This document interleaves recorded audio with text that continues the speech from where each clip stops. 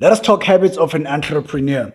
My name is Tshepo Mavimbela. I speak entrepreneurship and entrepreneur's mindset on this channel. So in this video, I'm going to talk the habits of an entrepreneur. And the focus is mostly on your mental well-being and your physical well-being. And of course, other things that lead into you being a good entrepreneur.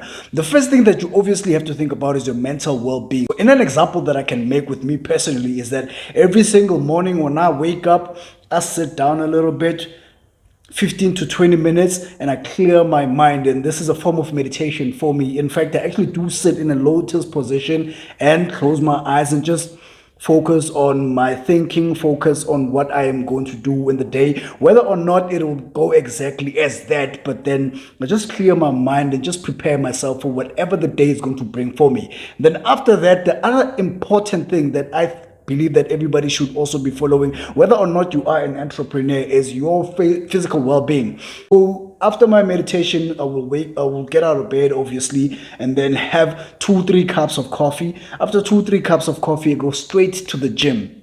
I get to the gym, whether I'm lifting weights on that day or I'm doing a little bit of cardio work, maybe boxing on the bag. And most of the time when I do boxing on the bag, for example, in my mind, I am training as though I would be training with a partner. And I'm not a professional boxer, so when I train in front of the bag, I train in a sense that I would be fighting somebody in the street. So the groin shots, the shots that would probably be illegal in a professional setting, I do those too. But this is not what the video is about. It is about habits of an entrepreneur. And these are the 2 habits that I follow every single morning, and they are a part of my routine, which leads me into the first thing that is really important in the habits of entrepreneurs is having a routine. The routine is important because you get to be clear with how your day is going to be. You get to be clear with how you are going to run your day-to-day tasks, how you're going to run your errands that are related to your business and of course related to your personal life. The second thing is keeping a notebook or a journal. This helps you very much because you are able to write down your ideas, and when you write down these ideas, you're always going to remember them.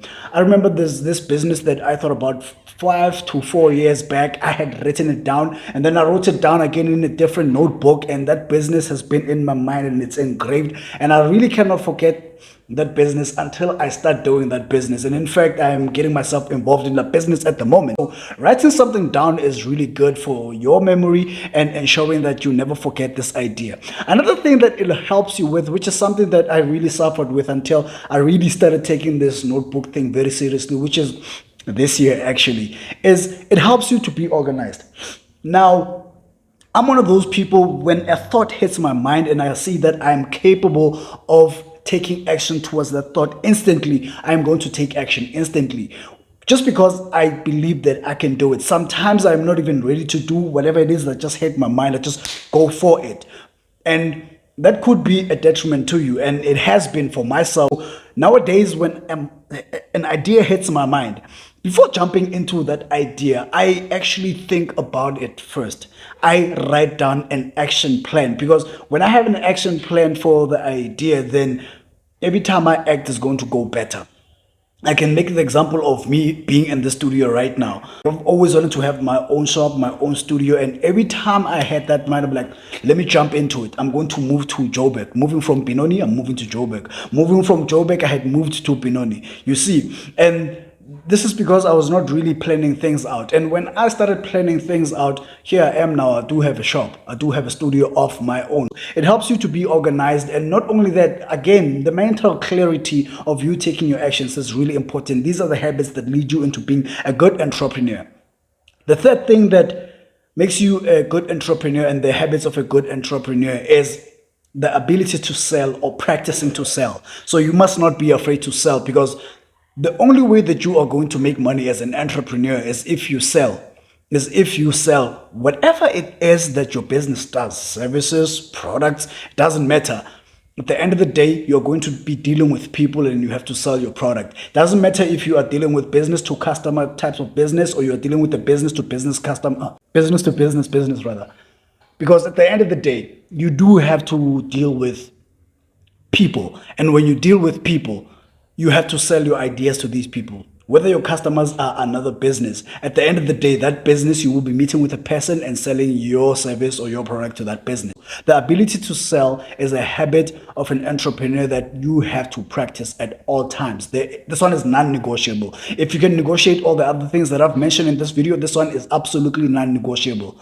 The third thing is, or the fourth thing rather, is leadership skills, which is something that I have to say that I'm still struggling with. And I have learned through people that are my mentors from afar that being a good leader is important as an entrepreneur, and it makes you a good entrepreneur.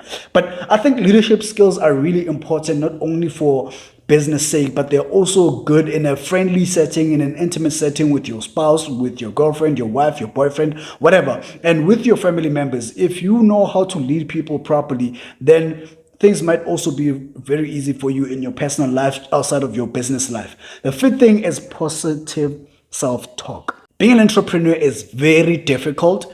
It is very lonely. Most people don't understand the journey that you are going through. So sometimes you may have some support or not, but in most cases, you might not really have the support in a way that you actually need it. And the best way that you can get the support is through yourself. And being the positive influence and being the positive self-talker in your life, it's really essential. Positive self-talk will help you when you feel like not doing things, when you feel like giving up, and after you have tried something and it doesn't go so well, instead of taking it as failure, you take it as lessons. That is part of what we call positive self-talk, especially as an entrepreneur. The other thing about positive self-talk is that when you are running your business, we in South Africa have a week what we call Mampara week. And we could say this is a week in any other country. This is a week when most people have finished their money, their salaries, whatever money that they got, whether it's money from a business. So Mampara week, when you're going through this time, like you're not making money in your business.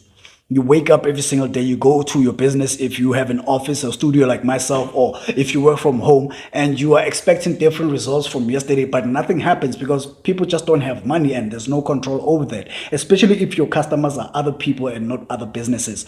You tend to find that people don't have money during that period of time. So it's really bad at that time. So you have to be able to speak to yourself positively to say, oh no, this is just another rough patch of business that you're going to pass. Those are the habits of an entrepreneur. I hope you enjoyed this video. Do like the video, share with your friends. It helps the channel grow. And of course, you can leave some donations. All the details are left in the description box. Peace. I'll see you in the next one.